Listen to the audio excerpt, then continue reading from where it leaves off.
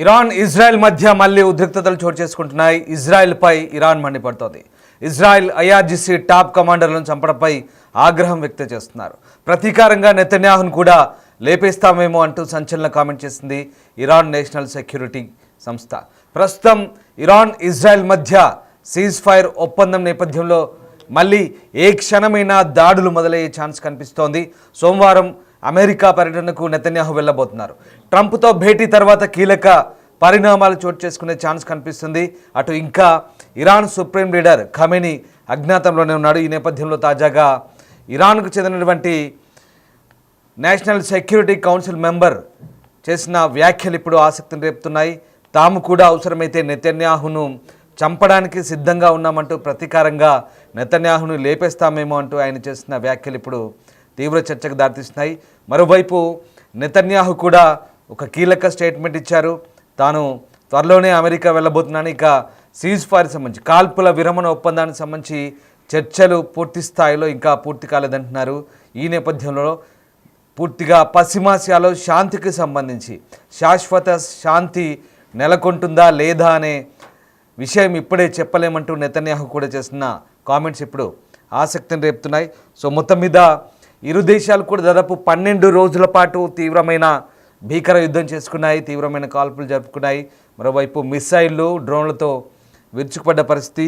రెండు దేశాలకు కూడా భారీ ప్రాణ ఆస్తి నష్టం సంభవించింది. ఈ నేపథ్యంలోనే మధ్యలో అమెరికా కూడా జోక్యం చేసుకొని ఇరాన్ అణు క్షేత్రాలపై దాడి చేసింది.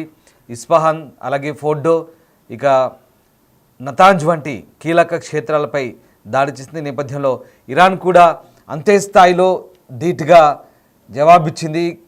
ఖతర్లోని అమెరికా ఎయిర్ బేస్లపై కూడా దాడి చేసింది. అటు వెంటనే సీజ్ ఫైర్ను ఖరారు చేస్తూ అమెరికా అధ్యక్షుడు డొనాల్డ్ ట్రంప్ స్టేట్మెంట్ ఇచ్చారు. దీంతో ఇరు దేశాలు కూడా కాల్పుల విరమణ ఒప్పందానికి వచ్చాయి. యుద్ధం జరిగిన తర్వాత 2 రోజులకు అంటే 12 రోజుల యుద్ధం తర్వాత ఈ సీజ్ ఫైర్ అమల్లోకి వచ్చింది. ఇక దాని తర్వాత మళ్ళీ ప్రస్తుతం ఈ మంటలు రాజుకుంటూనే ఉన్నాయి. ఒకసారి మనం చూస్తున్న దృశ్యాలు ఇరాన్ నేషనల్ సెక్యూరిటీ కమిటీ చేసిన హెచ్చరిక అది. We too can threaten Netanyahu's life అంటూ Iran national security committee member ఒకరు ఆ హెచ్చరికలు జారీ చేస్తున్నారు. Member of Iran's national security committee పేరుతో వచ్చింది. సో ఒకసారి ఆ దృశ్యాలు చూస్తే కనుక మనకు కీలకమైనటువంటి హెచ్చరికలుగానే భావించాల్సి వస్తుంది. అవసరమైతే తాము కూడా the elimination of revolutionary guards commanders will lead to a decisive response అంటూ రాశారు. అలాగే we too can threaten Netanyahu's life అంటూ హెచ్చరిక జారీ చేశారు. Israel's prime minister Netanyahu is to visit Washington to meet with US President Trump as early as next week. I'm not so sure that peace in the Middle East between Iran and Israel is secure. Iran Israel మధ్య శాంతి చర్చలు అలాగే middle ఈస్ట్లో పూర్తి స్థాయిలో శాంతి స్థాపనకు సంబంధించి నేను guarantee ఇవ్వలేం. ఖచ్చితంగా మళ్ళీ అమెరికా అధ్యక్షుడు డొనాల్డ్ ట్రంప్తో సమావేశం తర్వాత పరిస్థితులు ఎలా ఉంటాయో కూడా చెప్పలేమంటూ చెప్తున్న పరిస్థితి. దీన్ని బట్టి మళ్ళీ పశ్చిమాసియాలో ఎలాంటి ఉద్రిక్తతలు చోటు చేసుకునే అవకాశం ఉందనే సందేహాలు కూడా వెల్లువెత్తున్నాయి. అండ్ అలాగే member of Iran's national security ఒకతను చేసినటువంటి ట్వీట్ చూస్తున్నాం. The death of IRGC commanders will trigger a decisive response. We are also capable of threatening Netanyahu's life అంటూ మరొక స్టేట్మెంట్. అది ఇరాన్ లోగోతో ఉన్నటువంటి ట్వీట్ చూస్తున్నాం. సో మొత్తం మీద మళ్ళీ నిప్పు రాజుకుంటూనే ఉంది.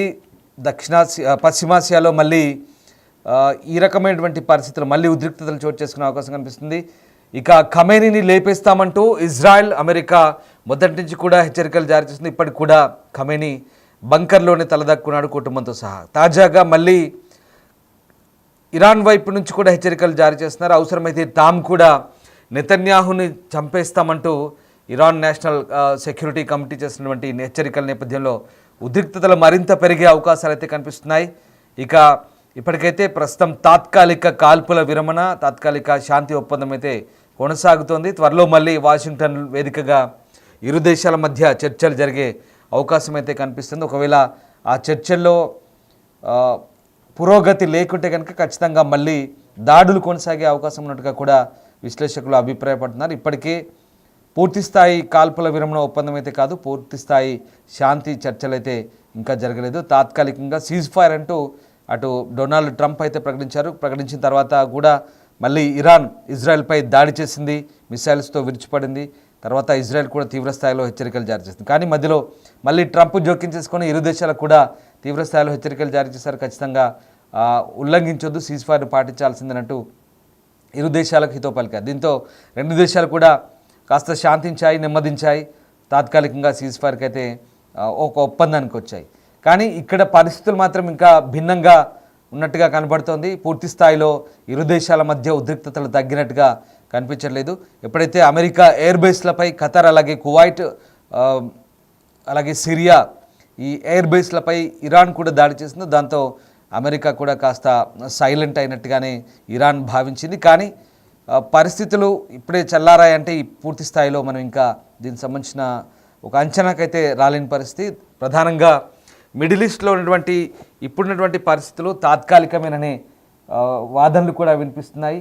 మళ్ళీ రెచ్చగొట్టే ప్రకటన చేసుకోవడం, ఒకరినొకరు బెదిరింపు ధోరణితో వెళ్ళడం, ఇటు ఖమేనీ కూడా ఇంతవరకు బయటికి రాకపోవడం. ఎప్పుడైతే యుద్ధం ముగిసిన తర్వాత 4 రోజులకు ఒకేసారి పెద్ద మొత్తంలో 60 మంది ఎవరైతే ఉన్నారో సైనిక జనరల్, అలాగే అణుశాస్త్రవేత్తలకు సంబంధించినటువంటి అంత్యక్రియలు జరిగిన రోజు కూడా ఖమేనీ బయటికి రాలేదు. ఇప్పటికి కూడా ఇరాన్ దేశంలోనే ఉంటున్నటువంటి మొసాద్, ఎవరైతే ఇజ్రాయెల్ గూఢచార సంస్థ మొసాద్ ఏజెంట్లు తనను చంపేస్తారనే భయంతో ఇప్పటికీ ఖమేనీ బయటికి రాకపోవడం, అలాగే తలదాచుకోవడంతో ప్రస్తుతం ఖమేనీకి సంబంధించిన అంశం కూడా ఆసక్తికరంగా మారుతుంది. ద సేమ్ టైం ఖమేనీని కాపాడుకుంటున్నామంటూ ఇరాన్ చెప్తూనే అవసరమైతే అదే స్థాయిలో నెతన్యాహును కూడా తాము చంపడానికి సిద్ధంగా ఉన్నామంటూ హెచ్చరికలు జారీ చేయడం కూడా మరింత ఆసక్తి రేపుతుంది. ఏదేమైనా ఈ మిడిల్ ఈస్ట్లో పరిస్థితులు అయితే ఇప్పుడే చల్లారినట్టుగా కనిపించట్లేదు. పరిస్థితులు మరికొద్ది రోజుల్లో మళ్ళీ యథాస్థితికి చేరుకుంటాయా, లేదా పూర్తిస్థాయి శాంతి చర్చలు జరిగి శాంతి పునరుద్ధరణ జరుగుతుందా ఏంటనేది తెలియాల్సింది. బట్ ఇప్పటికి మాత్రం అక్కడి పరిస్థితులు ఇంకా నివురుగప్పిన నిప్పులాగానే కనిపిస్తున్న పరిస్థితి కనబడుతుంది. మరోవైపు గాజాలో కూడా ఇజ్రాయెల్ చేసినటువంటి కాల్పులను కూడా పూర్తి స్థాయిలో కాల్పుల విరమణ జరగాల్సిందేనంటూ అటు ఒత్తిడి పెరుగుతున్న నేపథ్యంలో ఇజ్రాయెల్ ఎలాంటి చర్యలు తీసుకుంటుందనేది ఇంకా తేలాల్సింది. సో మొత్తం మీద ప్రస్తుతం అమెరికా ఈ కీలకమైన అణు కేంద్రాలపై వైమానిక దాడులు చేయడంతో అటు టెహరాన్ రియాక్షన్, అలాగే పశ్చిమ దేశాల మధ్య ఈ టెన్షన్స్ పెరిగిన నేపథ్యంలో ఐక్యరాజ్య సమితి, అణు నిఘా సంస్థ, అంతర్జాతీయ అణు ఇంధన సంస్థ సహకారాన్ని నిలిపివేయాలని ఇరాన్ భావించింది. అలాగే ఇరాన్ అణు వ్యాప్తి నిరోధక ఒప్పందం ఎన్పిటి నుంచి కూడా బయటకు వచ్చింది. అలాగే ఐఏఈఏ నుంచి పూర్తిగా సంబంధాలు కట్ చేసుకుంది. ఇక నుంచి తాము స్వతంత్రంగా వ్యవహరిస్తాము అణుశుద్ధి విషయంలో అని చెప్తుంది. అలాగే యురేనియం, శుద్ధి చేసిన యురేనియం కూడా ఇంకా తమ వద్ద ఉన్నట్టుగా ఇరాన్ సంబంధించినటువంటి కొంతమంది అనధికారికంగా చెప్తున్నప్పటికీ దానికి సంబంధించిన ఎక్కడ ఆధారాలు ఇప్పటివరకు కూడా ఇజ్రాయెల్ కానీ ఐఏఈఏ కానీ బయటపెట్టిన పరిస్థితి. సో ఏం జరుగుతుందో చూడాలి. ఫ్యూచర్లో మళ్ళీ మిడిల్ ఈస్ట్లో పరిస్థితులు చల్లబడతాయా, లేదా ఇంకా ఇలాంటి ఉద్రిక్తతలు కొనసాగుతాయనేది మనం చూడాల్సిందే. బట్ ఇప్పటికి మాత్రం అమెరికాలో జరిగే చర్చలకు సంబంధించి అంతా ఆసక్తిగా ఎదురు చూస్తున్నారు. సో అటు ఇజ్రాయెల్ కూడా హెచ్చరిస్తోంది మరొకసారి ఇరాన్ని, మరోవైపు ఇరాన్ వైపు నుంచి కూడా ఇజ్రాయెల్కు పరస్పరం హెచ్చరికలు జారీ అవుతున్నాయి. ప్రస్తుతానికైతే ఈ పరిస్థితులు ఏ రకమైనటువంటి పరిణామాలకు దారితీస్తాయనేది మాత్రం ఆసక్తి రేపుతోంది.